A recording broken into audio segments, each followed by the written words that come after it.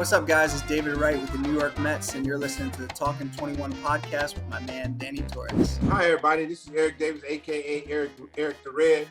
I'm Talking 21 with Danny Torres.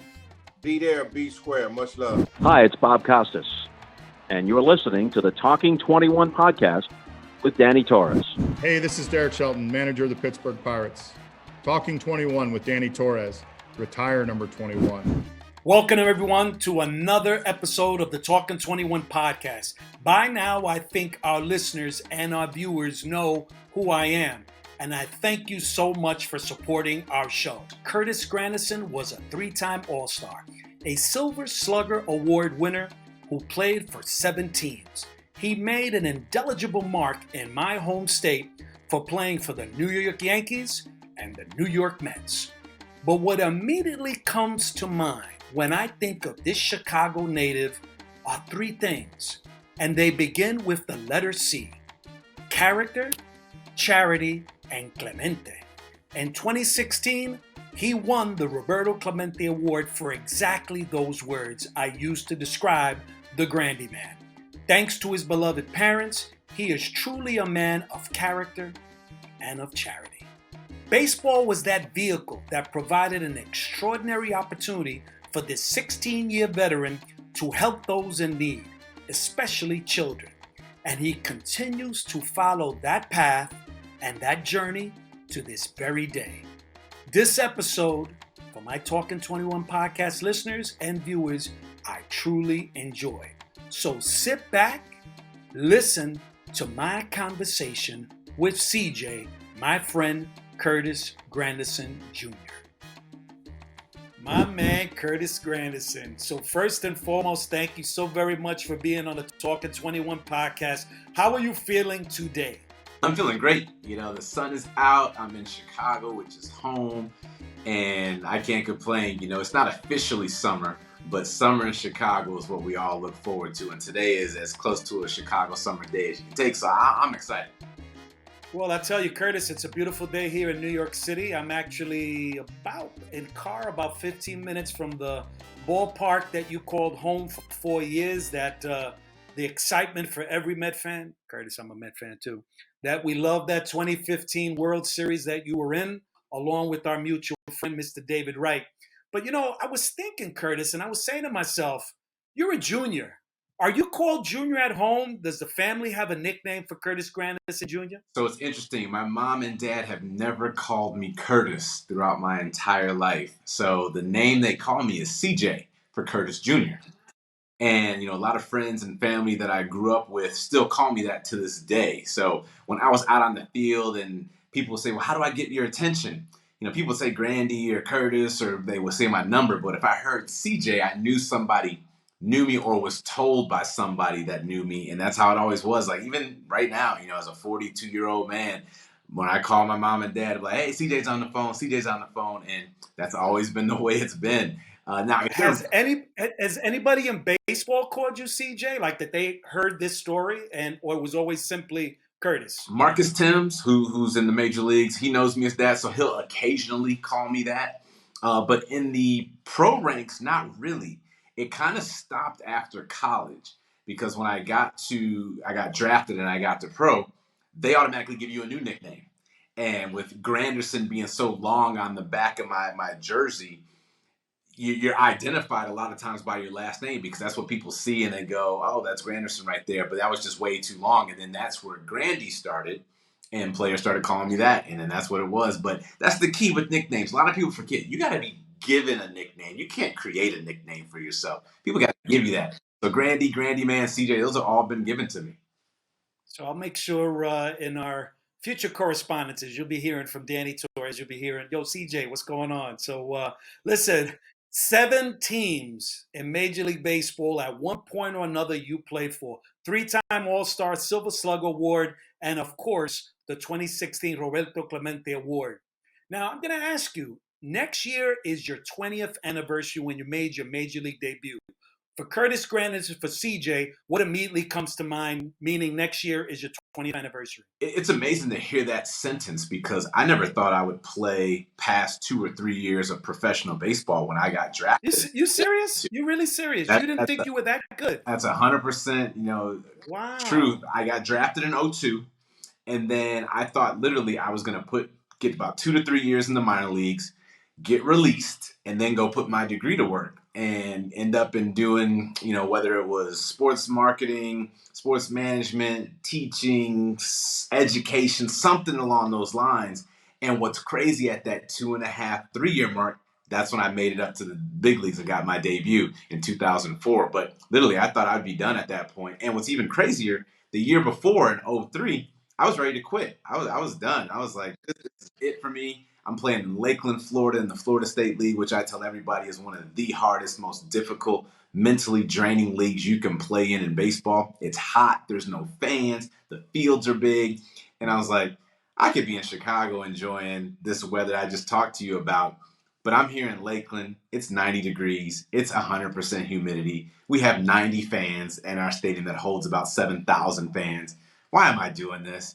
And luckily, I got through that. I'm perplexed. I'm perplexed Nope. that you actually were saying this, that you literally did not think your career was going to end where it ended up. And crazy. That year in the Florida State League, I had made the All-Star team, so it wasn't that I wasn't playing good. So I was doing well, but I was like, you know what? This is, I don't know if this is it for me, if I got to do this. And I just wasn't sure if I was there, to be able to take it to that next level. So I thought I was going to be done. And then the next year, I get called up to the big leagues.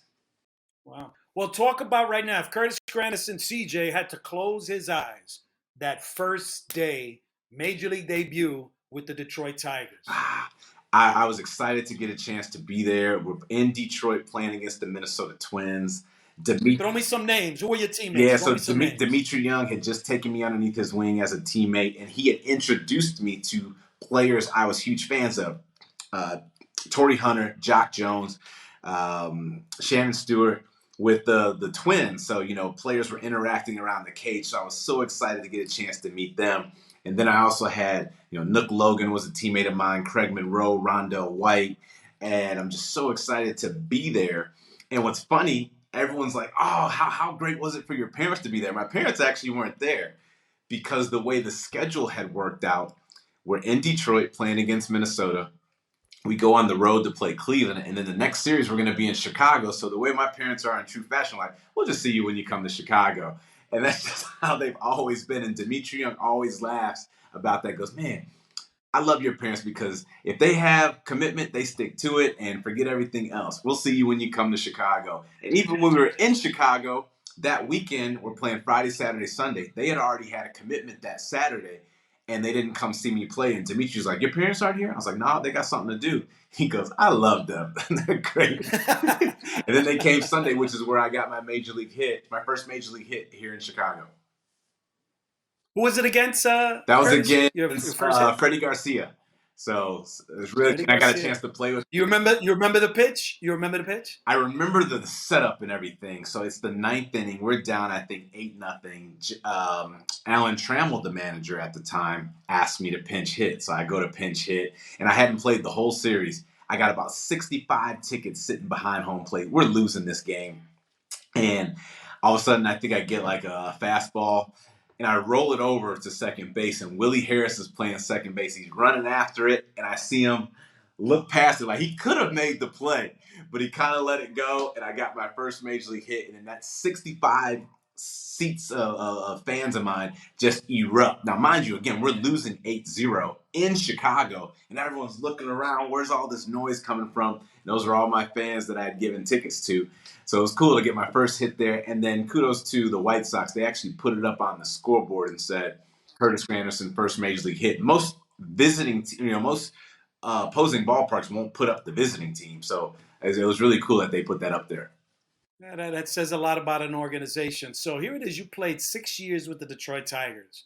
And in 2009, you're traded to the Yankees.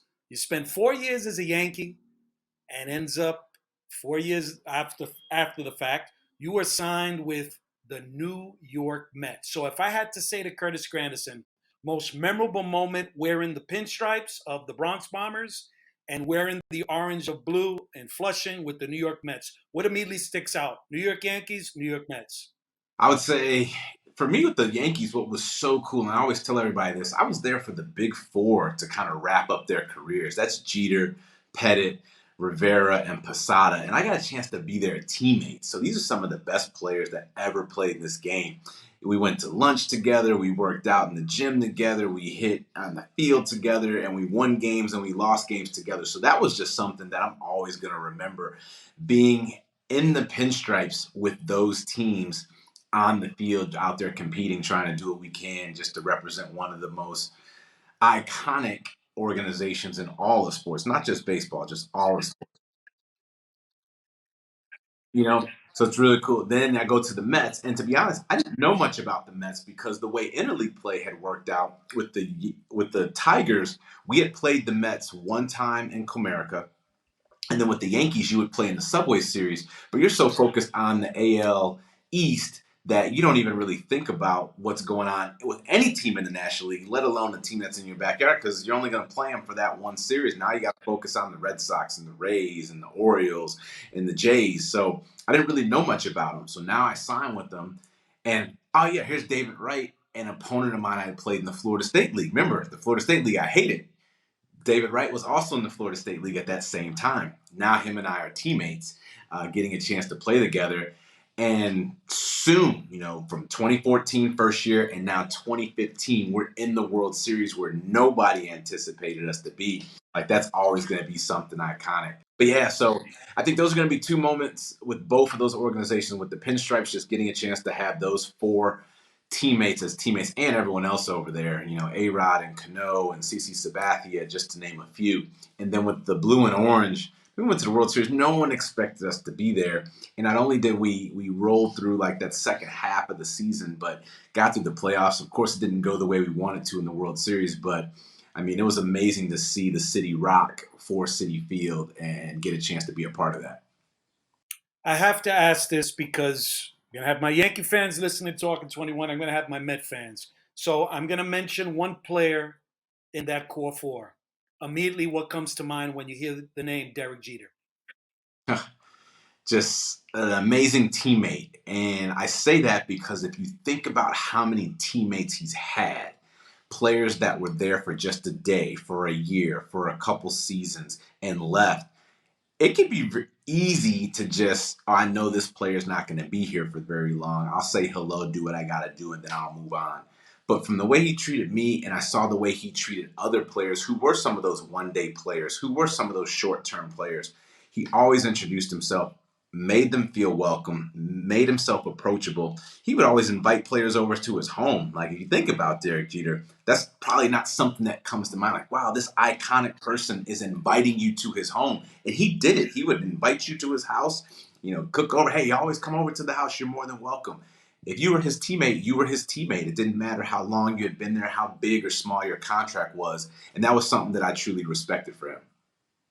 And I got to mention for the New York Met fans, our mutual friend David Wright. Immediately, what comes to mind when we say the other captain, right. David Wright. It's amazing that he took on so much on his shoulders, being with the Mets and being, so iconic for that fan base. I mean, people loved him and looked forward to getting a chance to see him out there do amazing things throughout the course of his career. And then, of course, he had some unfortunate injuries that he had to battle back, but he did any and everything he could to be on that field, to be in that clubhouse, to be representative of not only his teammates, but of that organization. And if you had to pick somebody to represent from top to bottom, and again, I don't know the entire Mets organization because I wasn't around that whole time. I'm knowledgeable of them. But for the time I was there and from what I saw as an opponent and as a teammate, I mean, this is the person to represent the blue and orange. With MLB officially recognizing, CJ, the stats of the Negro Leagues, baseball fans, especially the younger baseball fans, are realizing this extraordinary league and the impact that they had in that particular generation. But there's one thing beyond everything we've heard with Bob Kendrick, from Buck O'Neil, someone who I had an opportunity to meet. I'm sure you probably had an opportunity to meet him as well. But something that you said that I have to applaud and commend you for saying that not only were there African American players, but they were Afro Latinos. They were Latinos that played in the Negro League. So talk a little bit about that from the standpoint of visiting the museum. But what really, Curtis, what made you even add to that there were Latino players that played in the Negro Leagues? Well, I got to first thank Bob Kendrick. That's the executive director of the Negro Leagues Museum in Kansas City. And if you are a baseball fan and you have not been there, then you aren't truly fulfilling your knowledge of the game. And make sure you go and request a tour with Bob Kendricks, because he's a true storyteller, a humanitarian, and just a historian. So when you hear the stories from him, it literally takes you back there. You feel like you're in the hotel room, you're on the bus, you're on the field, you're in the locker room with these great players. And he was the one that educated me that all these firsts that happened in the Negro Leagues, the first night game, the fact that it wasn't just only black players playing, but remember, the major leagues at that time was a whites only league. So if you were non-white, which included blacks, Latinos, Asians, you had to play somewhere else. Well, the Negro Leagues were all about, if you can play, you can play. We want you. They had females, they had female owners, they had Latin players, they had everybody out there. So they are technically the league that MLB has become. So it's just so interesting to see that truly the Negro Leagues was the first in so many ways and influential, with not only some of the best players to ever play, but some of the rules, some of the things you still see today. Like, for example, there will be plenty of night baseball games happening tonight. And the first one was in the Negro League. So there's just amazing things that you learn about it. And every time I go to that museum, I always would try to bring the team I was playing with almost as a field trip before we would go to the ballpark there. And I think that's something that actually should be implemented in Major League Baseball. If you are in the major leagues, throughout the course of your career, whenever you go to Kansas City, at least once in your career, you need to go to the Negro Leagues Museum. Now, some people might say, well, what about the Hall of Fame in New York? It's just not nearly as convenient to get there. There's no team within 2 hours of that place. But in Kansas City, there's a team there. And with Interleague, everyone plays there. So as a major leaguer, part of your resume should be, I've played, I've trained, I've also been to the Negro Leagues Museum at least one time. And I would try to do that with every team that I went there. And it's really cool. Kevin Pillar, who's currently playing with the Atlanta Braves, called me up and said, hey, I appreciate you taking me there when I was teammates with you at the Blue Jays. Now I'm with the Braves. I want to take my team there. And then that's so cool to see that, players want to continue just that history, because when you get there, you're just like, wow, like this is truly amazing that this is a part of the history. A lot of it I didn't know, but I definitely know a lot of it now. Now, I like that you said that from the standpoint of getting the credit from a former Major League Baseball player. Curtis, going over to the museum at one point or another throughout your career, was there a player, whether it was a white or black player, Latino, that literally went to you on that team bus heading over there saying, hey, Curtis, what are we going to see? What is it that the Negro League stands for? Did you have a player? You don't have to mention a name if you want, but just someone that said to you, what is this Negro League Museum all about, before hearing Bob Kendrick speak? You know what? I think everyone was a little bit like, oh man, you got to go. Because I would kind of insert my veteran will, like, you got to go. Like, this is an optional mandatory. So I would make it as convenient as possible. I'd set up the team bus. We're going to get something to eat afterwards. You're going to get to the stadium in plenty of time. So there was no excuses. So I would get everybody on there. That included trainers, that included front office staff, that included players, whoever was in town for that time, unless you were the starting pitcher that night. Then, you get a little bit of rest. They always get a little bit of leeway. But everybody else would hop on board and get a chance to come. And you could see, like, a museum, what is this? What are we going to hear? And then flip it. When we would be on that bus ride home, players talking about it, the staff talking about it, messaging it. And if you missed it, then the next thing was, well, are you going back tomorrow? Are you going back tomorrow? I was like, hey, this was the time. You were invited. It wasn't like you were invited. Everybody knew, and I told you it was going to be important. And that part was truly amazing. Just the way they felt going versus the way they felt leaving. Like, that's what it's all about. Yeah. Curtis, I want to transition now from your career to now post-career, what Curtis Granderson, or at least one of the things that CJ's involved in It's the Players Alliance. How did that come to be, your own involvement?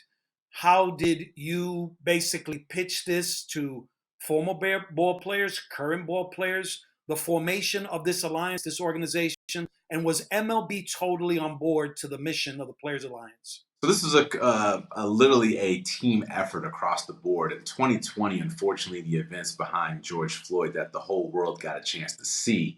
And rewind back, remember, baseball wasn't being played at that time. We were in the height of COVID. Everybody's sitting at home, not really getting a chance to do a lot. And then this event happens. And social media at that point was at a place where if we want to make a stand, we go ahead and we do something virally together, like we post a black screen or we post an orange screen or we change our pages to the same thing. So we were doing that. I was like, this isn't enough. And our three founders, Dee Gordon, Cameron Maben, and Edwin Jackson, came together and said, you know what, we got to do more than just this little social media post.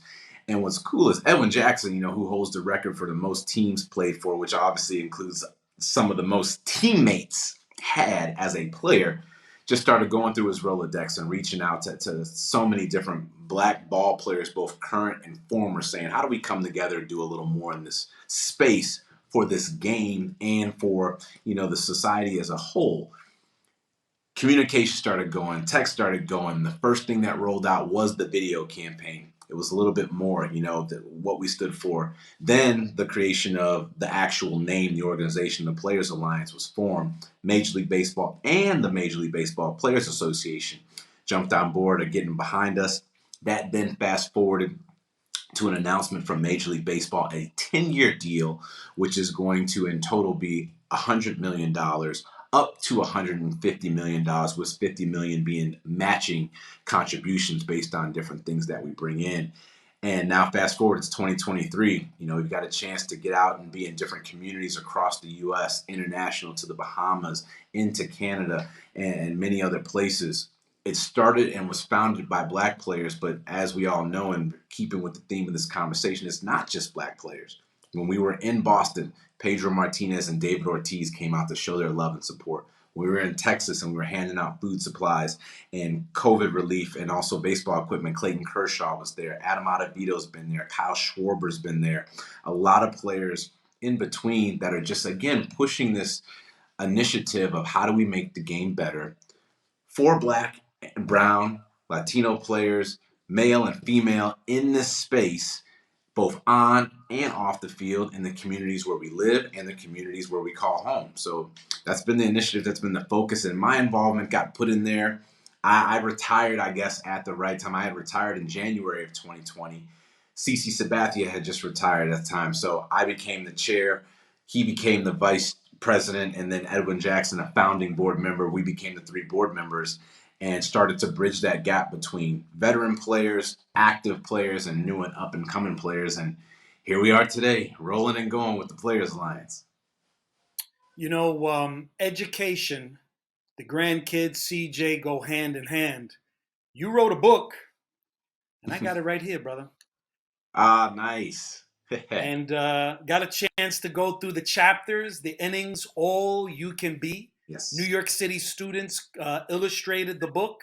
And I thought it was interesting that you put the chapters as innings. And the one that stuck out for Danny Torres was think positive. Now, the reason that one stuck out for me, because that's a tough one to do. That's a tough one to mentally put yourself in the framework that you're a Major League Baseball player. We know the success rate from the standpoint 3 out of 10. So how do you think positive when you're batting 200, when you're batting 100?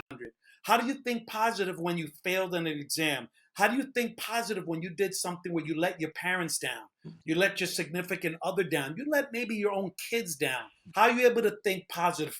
So for me, that's the chapter, that's the inning that stuck out for Danny Torres. So for CJ, for Curtis Granderson, which chapter for you, and maybe even for adults, is something that we really should work on day in and day out? Well, I definitely think that think positive is huge, because being optimistic and being positive is something you have to work on. But at the same time, when you really take a step back and look, there's always a positive in everything that happens. You talk about the baseball side. I may be struggling right now. I may not have had a hit for the last 10 games. but maybe collectively our team is winning. Maybe my defense is doing well. Maybe I'm getting on base. Maybe I've helped someone else get themselves out of a slump. So we have to try to look at those sides of things. And one of the things when I talk to a lot of young players, the first thing I ask them when they ask me, how do you deal with a slump? I respond back, is this the first slump you've ever been in? They say, no. I said, did you get out of the last slump? They say, yes. I go, well, use that and realize that you did it before. You're going to do it again. Now, there's obviously other challenges outside of the game that we face. Like you said, you didn't do well on a test, you failed the family, or you think you failed the family. A lot of the times is addressing everything. Everything isn't always going to be great, but there's always room for improvement. If we think we're at the bottom, well, there's only one way to go is up. So trying to continue to push that, motivate that, and being positive is contagious. If you got a chance to talk to any of the teammates I had over the course of my career, one of the things I prided myself on was when I walked in that clubhouse, no matter what had happened the day before, the night before, the inning before, I was going to be excited and be ready to go. Whether we lost games, whether we won games, whether I had a bad day, whether I had a good day, I was still going to be positive and I was going to be the same way. Case in point, you talked about the 2015 Mets team. We're down 3-1 in Citi Field. Kevin Long, our hitting coach, who's one of the most positive individuals I've ever had a chance to be coached by. He's great. And he calls the hitters into the batting cage. And instead of us having our hitters meeting, we all sit down and we start talking. And he kind of points to me and says, Grandy, what do you got to say? I said, isn't this fun? We're in the World Series right now. We have a chance to do something that hasn't been done before. We're down 3-1. That's my mindset. There are people that are wishing they can be in this moment. Yeah, we'd love to be on the other side, but we're in this side. So let's take advantage of this side as best we can. We fought our hearts out. We did everything we could. Of course, we came up short, but we got a chance to be in the World Series. So again, I'm always going to find something positive in the moment and try. I find that amazing that's the first thing when Kevin Long asked you said, isn't this fun? Isn't this fun, isn't this fun? Everyone's like, oh, this is it. This is over. And I can kind of see it on the faces isn't this fun? And we get a chance to go out there and play in the World Series. We're the last 2 teams standing. So that's always been my motto. Underneath my hat, I used to write the words, don't think, have fun. Don't overthink it. We're getting a chance to play this game, enjoy this side of things. So try your best to enjoy. So I think positive category is something that's really exciting that I got a chance to put out there. And I'm excited that you got the book and people got a chance to read it. We did 2 editions of it, one in Detroit and one in New York. One in really New York. Cool. Yeah. But I just wish, honestly, Curtis Granderson, that you were a Met and that this would be sitting in Danny Torres' collection. But maybe there'll be a third edition. There we go. Yeah, I think Triumph Books did our book, so let's reach out. There you go. There you go. Another issue. Curtis, I'm an educator as well. I'm a high school teacher. Been a freelancer now. Love it. I've done work with the Baseball Hall of Fame, with the Mets. I've done a number. But it's been great because I've met guys like you, David, and so many others. But something that's near and dear to my heart are kids. I've been doing this teaching, as they call it, as an educator for 32 years. But in your book, there were 2 topics that you brought up. I'll be honest with you. I was surprised. But it was a reality that you needed to touch on. It was drugs and gangs. But in 2023, Curtis Granderson, it's now gun violence. And I have to applaud President Obama, who you had an opportunity to meet, my brother's keeper. And that's something that's a part of that alliance is how can we get people to understand that it is truly not just something that we just can't address as a country, but is an important that we have to address, especially in major cities like Chicago and New York City. So Curtis, you mentioned earlier from the standpoint of the alliance coming together during 2020, along with our president, along with Vice President Kamala Harris and President Biden for their reelection. That's something that's going to be talked about in the reelection campaign is gun violence. Is this something that maybe even the Players Alliance could maybe say, can we kind of go out of the framework of what the alliance was originally about and maybe touch on this because it truly is affecting the younger generation, especially the community of color? It's interesting because even if we talk about how do we go outside of it, we don't have to go too far outside of it. There's a young player that I know that was being mentored by a young individual who unfortunately had his life taken away, baseball player, by gun violence. So it affects you in more different ways than you imagine. Whether we're talking about baseball and trying to make effect and change in our game, there are still things that kind of overlap. Again, when we first started the Players Alliance in 2020, there were so many things that were happening in the communities where baseball cities were. So when we did our Pull Up Neighbor Tour, which was our 33 city cross country tour that started Which in is New pretty York. cool, I might add. I really love that. I really love that Thank idea. you. Yeah, we started it in New York. There were things that were still affecting that baseball fan base. COVID, of course, and then now food insecurity. You had a lot of people who couldn't work. You had a lot of places that they couldn't get access to. So, yeah, we weren't necessarily talking baseball. We weren't necessarily doing a baseball camp or clinic, but baseball players are in these communities and we're trying our best to help out. This happens to be something else that, again, unfortunately, does touch us in a number of different ways. So, it is topic of conversation that does happen. How and when we get a chance to communicate and get involved in it, it kind of floats a little bit, as you mentioned in the book that I wrote back in 2008. I think is when we wrote that book. The topics were gangs and drugs, obviously still issues, but as you fast forward and you start talking to a lot of different people across the country, you come across other issues. So for example, the Players Alliance got a chance to connect with a group called LEAD, which is in the Atlanta area, last Jackie Robinson Day. This is a group that's run by CJ Stewart, who helped produce Jason Hayward, Dexter Fowler, and many other great young black individuals in this game and just in life in general. And I remember just talking to him and saying, I'll just take an Uber out of here. You're not gonna take an Uber out of here because you go that way, it gets real ugly real fast, whether it's gun violence, drug violence, all that stuff. But these are the communities that they're working in, that they're living in, that they're helping in. And yeah, they're using baseball as the vehicle, but that's what happens. When everything kind of overlaps a lot more frequently than people think. So whether we're not talking about it directly, it's still going to have some indirect impact on the different communities because these communities that we're talking about have to deal with that stuff on a day-to-day basis. Yeah, yeah, and it's saddened. I'm saddened by it because here in New York City, I see it. Whether have an opportunity to go into the subways, even topics that my own students talk about. Sometimes I'm listening, and it's one of those things you got, hey, and I go, my bad, Mr. T, and you might pull one of those kids to the side, one of the quote unquote nice kids, and you say, hey man, what were you guys talking about? Oh man, so and so's brother got shot. Oh, Mr. T, we heard that so and so this he brought a gun, or something along those lines, and you're saying to yourself, how even as an educator you address that? Do you include to speak to someone at home? So even on my end, it's a tough balance to say, do I let administration alone? Do I talk directly to the parent or try to bring the kid to the side and say this is something of what I believe in? I'm hoping that you're not getting involved in that. So definitely, Curtis, I appreciate you bringing up that organization in the Atlanta area. This is Talking 21. We have to talk about the great one, Roberto Clemente, who tragically died on New Year's Eve in 1972. And last year was the 50th anniversary. When you won that Roberto Clemente Award, who was the one that contacted you? Oh, wow. I was actually out of the country when I found out. And I cut my trip short as soon as I found out. I think I was in, where was I? I was either in Morocco or about to go to Morocco, and I was supposed to continue on and head somewhere else. And I was like, nope, got to get back. This is important. We'll come back and see this a little bit later.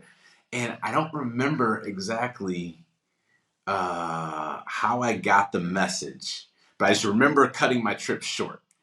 And then I came home and got a chance to get presented with the award in Chicago because the Cubs were in the World Series. That's when they announced that award, and that's when they give it out. Perfect timing. Right? I'm there, and some of those friends and family that had came to see my first ever major league hit are also Cubs fans. So they're there, and they're texting me, are you really here? Is this you? I think I saw you on the screen. And I was like, yeah, I'm here. So I got a chance to get the award at home.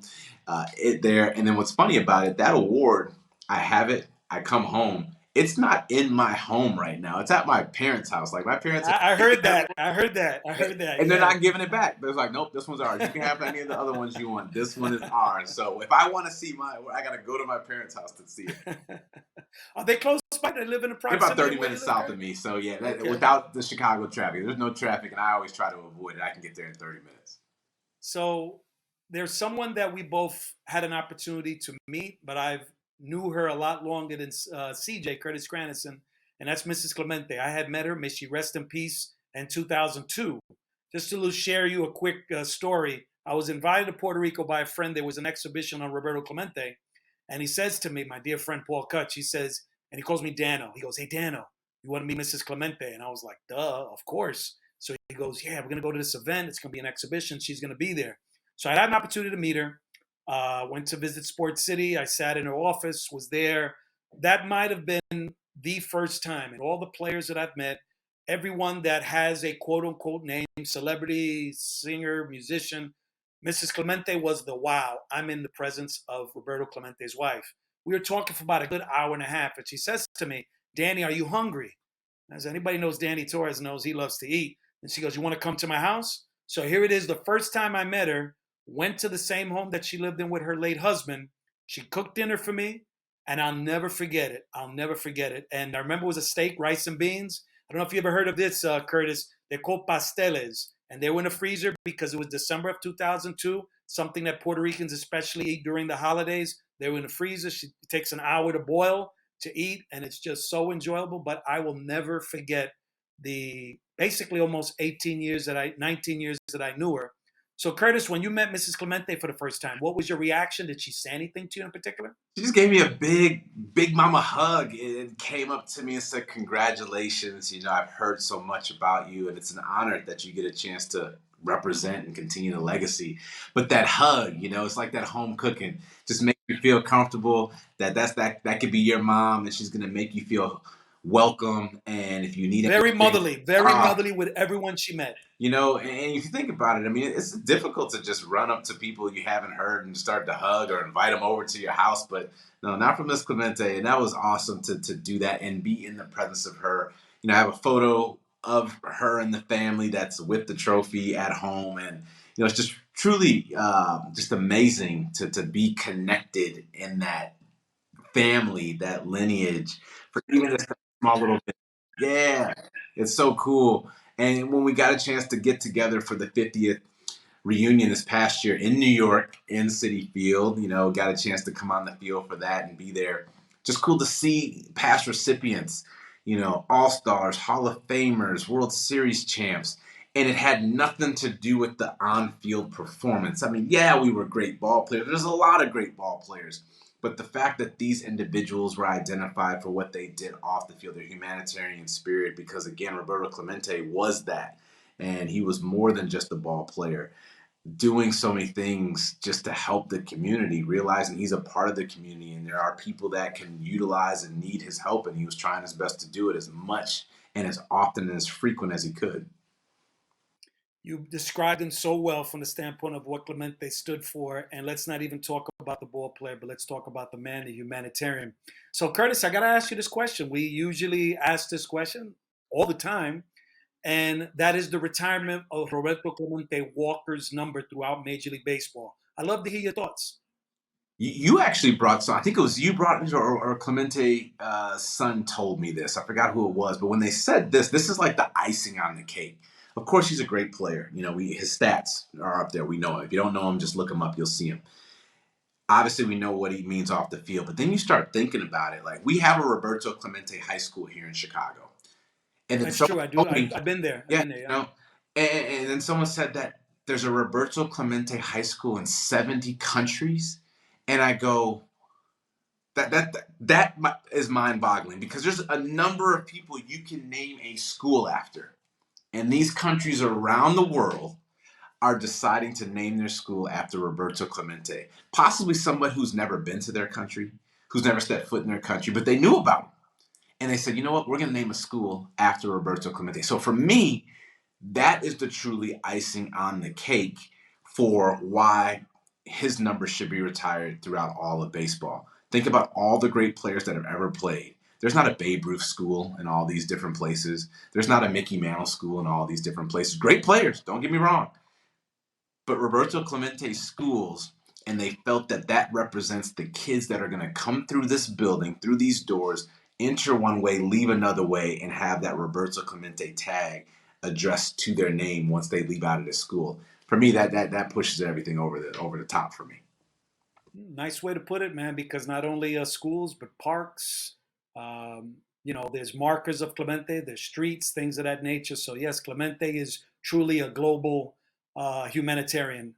Finally, Curtis Granderson, you're going to love this question, and I bet you've never been asked this. You ready for this, man? You ready for this? So, you're an outfielder.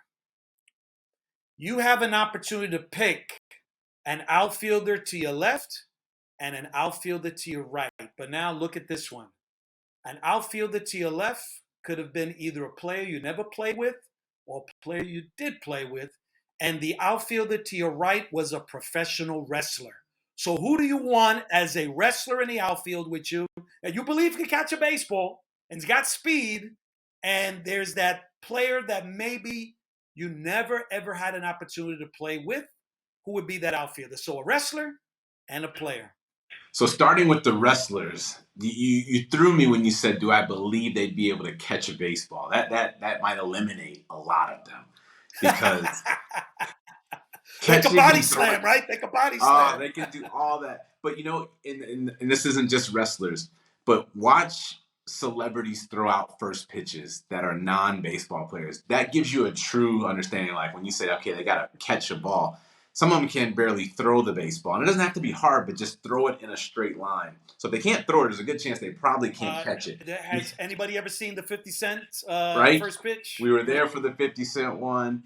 And you just watch it, and you just go, wow, like you didn't throw a rock when you were a kid. You didn't throw a sock at your sibling. You didn't throw anything that gives you the ability to step and throw and be somewhere in the area, So that eliminates a few of the people I would have selected. But I got to go with Booker T out there because I think, if he could do the spin-a-rooney and catch it at the same time, I think just top 10 play automatically for that side of things. So he'll be to my left.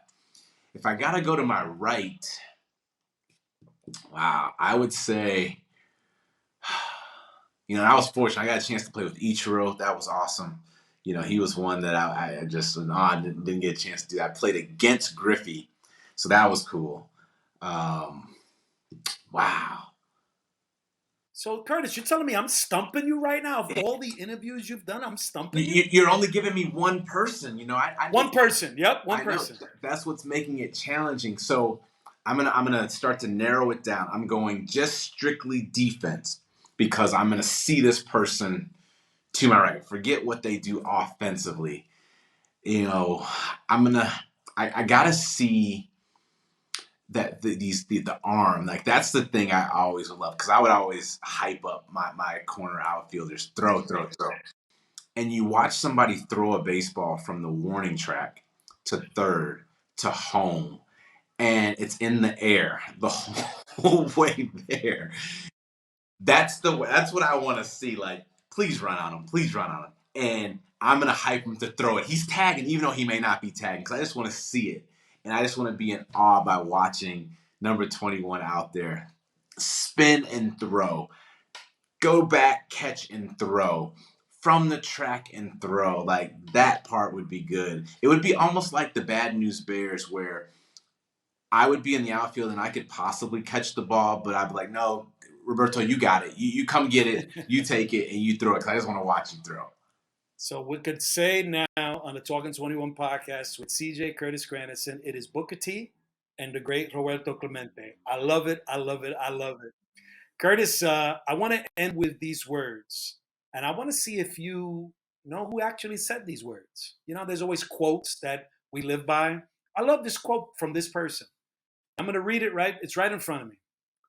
We didn't just get here by accident.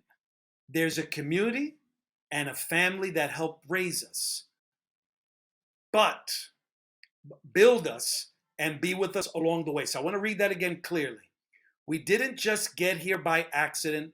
There's a community and a family that helped raise us, build us, and be with us along the way. Do you know who said that, Curtis? I don't. They got me stumped again. That's 2 for 2 right there. Okay, you ready, Curtis? Yes.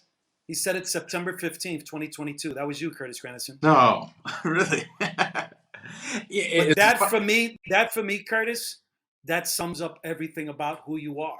And that's the reason why Curtis Granderson, not only that you're on the Talking 21 podcast with Danny Torres, but why fans, why your colleagues on the field, why your good friends, the friends that were mentioned in that book, why your sister Monica, the college professor, mom and dad, everything that made who Curtis Granderson Jr. is today is why I applaud you.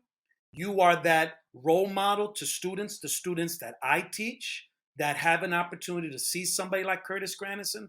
And that's why, Curtis, when I go to a ballpark, that's what I'm looking for a player.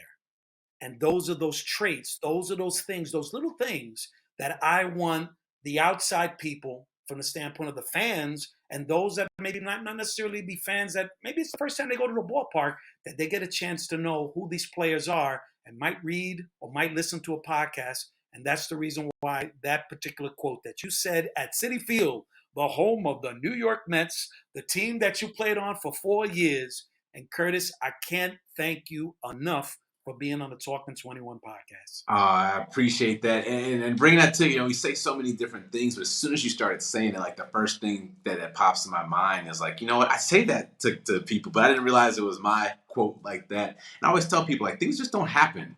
Like, you and I aren't both just here. Like, you're not doing this podcast. Like, this just didn't happen.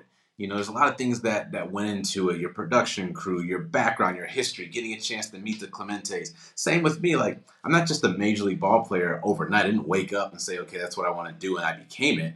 There's a lot of things that happened from this time of me starting playing at 6 years old till now. My parents giving me a ride, my friends being there to support me, to get me out of trouble, get me in a little bit of trouble, learn from all those different things. And no matter who you are, like, there is some sort of support staff, both positive or negative, that is making and helping mold you to who you are today. So that's one of the things I always push. Hopefully it's more positive and good. Hopefully you take that side of it and continue to go with it, and be thankful for the people that have helped you. And once you are where you are, don't forget there are other people trying to get where they are, and now you can help them. So thank you. True, this is an honor and privilege to be on here. If you haven't done it, like I said, I'm plugging it to everybody. We talked about the Negro Leagues Museum, but the Roberto Clemente Museum in Pittsburgh, definitely go there. Curtis, once again, you mentioned about the 2 words, thank you. And I thank you, Curtis Granderson, for being on the Talking 21 podcast. Thank you. Curtis Granderson, CJ, the Grandy Man, thank you so very much for being on the Talking 21 podcast. Early in this podcast, I talked about the 3 C's. I talked about character, charity, and Clemente. And you were so deserving of winning the Roberto Clemente Award in 2016. We also on our podcast talked about your book. And your book, All You Can Be, are innings, are chapters, such as play with passion, have fun, think positive, and most importantly, be a leader. And that's something that not only for us adults, but children should always consider, that is to be a leader. Not only in the classroom, not only at our workplace, but also most importantly in our community. Something that we can do to impact in the spirit of Curtis Granderson and in the spirit of the great Roberto Clemente.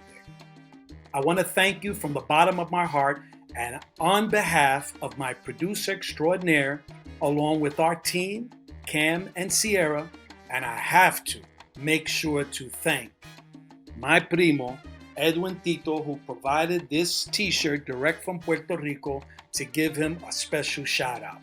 So before we wrap up, I want to make sure everyone realizes that if we want this podcast to spread, let's make sure to subscribe to the Talking 21 podcast channel. Follow us on every imaginable social media that you could find us on. Make sure to like, make sure to comment, because we read the comments. Make sure you provide any feedback. And once again, thank you so very much. This is Danny Torres, host of the Talking 21 podcast. Thank you. Till next time.